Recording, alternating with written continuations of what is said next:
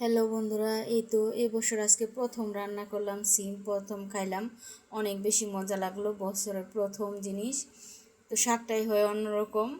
তো এই যে দেখেন বন্ধুরা, আজকে নিয়ে নিয়েছি সিম, টমেটো, আলু, এগুলো দিয়ে মাছ দিয়ে রান্না করব আর একটা ভাজি করব। এই দুই জাতের রান্না করব আজকে। দেখেন যে পেঁয়াজ কাঁচামরিচ সব কিছু কাটে নিয়ে আমি রেডি করে নিছি, রান্না খালি এখন বসাবো। তো এখন এই যে প্রথমে আমি মাছগুলো ভাজতে দিয়ে দিব, এই জন্য আমি পরিমাণ মতো লবণ দিয়েছি, তারপরে দিয়েছি হলুদের গুঁড়া আর দিয়েছি মরিচের গুঁড়া। দেখেন বন্ধুরা, আমার পাকের ঘরে কীরকম রোদ আসে। এই এমনিতেই অনেক গরম, তারপর আবার রোদের মধ্যে রান্না করতে হয় কষ্ট করে। তো কিছু করার নাই, আল্লাহ পাক যা কপালে লিখছে তাই। এই তো মাছগুলি ভাজতে দিয়ে আমি মশলা বাটতে চলে আসলাম, কারণ বাটা ছাড়া আমার তরকারি রান্না করতে একদমই ভালো লাগে না, এই বাটা মশলা ছাড়া। এই জন্যই বাটাবাটি করতে চলে আসলাম। এখানে জিরা, আদা, রসুন আর কাঁচামরিচ বাইটা নেব সুন্দর করে। বাটাবাটি শেষ করে যে মাছগুলি উল্টায় দিলাম, এপিট এপিট দেখেন কি সুন্দর করে লাল লাল করে ভাজা নিছি। দেখছেন মাছগুলি কি সুন্দর ভাজা হয়েছে, একদম মচমচা করে ভাজা নিছি। ভাজা নিয়ে নামাই এখন একটা কড়াই বসাই দিছি তরকারি রান্না করার জন্য। সেই কড়াইয়ের মধ্যে দিয়ে দিয়েছি আমি তেল, তারপরে পেঁয়াজ কুচি দিয়ে দিলাম, দিয়ে লাল লাল করে ভেজে নেব। ভেজে নিয়ে আমি বাটা মশলাটা দিয়ে দিব। বাটা মশলা।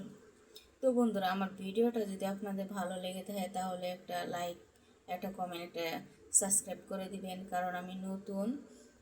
ভিডিওতে যদি লাইক কমেন্ট না করে তাহলে কিন্তু ভিডিও বানানোর আগ্রহটাই বাড়ে না।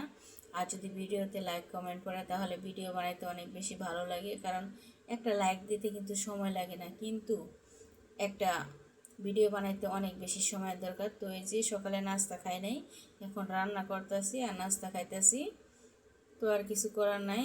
এতো তো ভালো লাগলে ভিডিওটা সাবস্ক্রাইব করে দিবেন প্লিজ, কারণ ভিডিওতে যদি সারার পরে যদি লাইক কমেন্ট না করে সত্যি মনটা অনেক বেশি খারাপ হয়ে যায়। আর আমার কথাতে যদি কোনো আপনাদের খারাপ মনে হয় তাহলে ক্ষমার দৃষ্টিতে দেখবেন, আর যদি সংশোধনের হয় তাহলে কমেন্টে বলে যাবেন, সংশোধন করার চেষ্টা করব। যেহেতু আমি নতুন, অনেক কিছুই শেখার বাকি আছে, কিছুই আমি পারি না। তো অনেক কিছুই শেখার এখনও বাকি আছে, শিক্ষার যেমন শেষ নেই। কথাই তো আছে যে বয়সের যেমন শেষ নেই, শিক্ষারও তেমন শেষ নেই।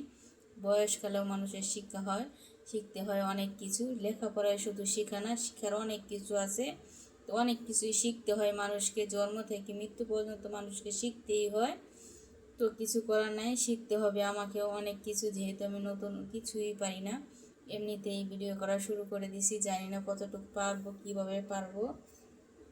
সব কিছু আপনাদের ভালোবাসায় এগিয়ে যেতে চাই। তো আমি পরিমাণ মতো তরকারিতে ঝোল দিয়ে দিছি, সুন্দর করে তরকারিটা কষে তারপরে পরিমাণ মতো দিয়ে দিলাম ঝোল। ঝোল দিয়ে ঢাকে দিছি, এখন বলক আইছে।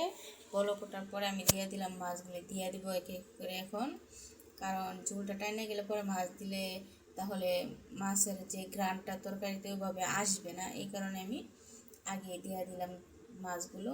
দেখেন, দিয়ে আমি একটু হালকা করে নাড়াচাড়া করব, কারণ বেশি নাড়াচাড়া করলে দেখা গেছে মাছগুলো ভাঙে দেবো। এই কারণে আমি হালকা নাড়াচাড়া করব। কইরা এটা আবার এই যে একটু জিরা গুঁড়া দিতেছি, একটু জিরা গুঁড়া দিয়ে আবার সুন্দর করে একটু নাড়াচাড়া করে নেব। দেখেন, আমি কিন্তু বেশি ঝোল রাখি নাই, অল্প ঝোল হবে তরকারিতে। সিম আজকে প্রথম সিম, আমার অনেক বেশি ভালো লাগে। ফুলকপি দিয়ে, সিম দিয়ে, টমেটো দিয়ে তরকারি দারুণ মজা লাগে।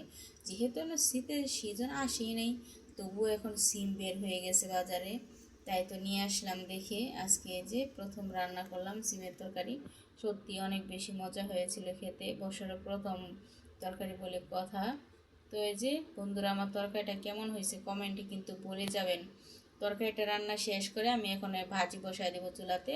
তো আমি কড়াইয়ে তেল দিয়ে দিছি আর একটু আস্ত জিরা দিয়ে দিছি, দিয়ে গরম হইলে আমি এখানে দিয়ে দিচ্ছি আপনার লাউ, আর হচ্ছে লাউয়ের চুলকা, আর হচ্ছে আলু কুচি দিয়ে, তারপরে একে একে দিয়ে দিচ্ছি আমি কাঁচামরিচ, পেঁয়াজ, তারপরে দিয়ে দিচ্ছি হলুদের গুঁড়া, মরিচের গুঁড়া, পরিমাণ মতো লবণ দিয়ে সুন্দর করে এটা আমি নাড়াচাড়া করে এটা আমি একটু ঢাইকা দিব, কারণ এটা যাতে সিদ্ধ হয়। কারণ এর মধ্যে আমি পানি দিব না, শুধু তেলের মধ্যে ভাজি করব। এটা পানি দিয়ে ভাজি করলে একটু মজা লাগে না, শুধু তেলের মধ্যে যদি ভাজি হয় তাহলে এই জিনিসটা অনেকটাই বেশি মজা লাগে খাইতে। তো তো চুলার জালটা আমি লো হিটে রেখে এটা আমি অনেক সময় ভাইজা নিব। চুলার জালটা দেখা গেছে বাড়ায় দিলে উপর পুড়ে দেবো, কিন্তু এটা ভিতরে ভালোভাবে সিদ্ধ হবে না, এটা নরম হবে না। এই কারণে চুলার জালটা লো হিটে রেখে যে দেখেন আমি কত সুন্দর করে ভাজি করে নিছি। দেখছেন কালারটাও সুন্দর আসছে, আর ঢাইকা দিলে এত সুন্দর কালারটা আসে না, কালারটা জানি কেমন হয়ে যায়। দেখছেন কত সুন্দর একটা কালার। কমেন্টে বলে যাবেন আমার রান্নাটা কেমন হয়েছে, আর সাবস্ক্রাইব করে দিবেন।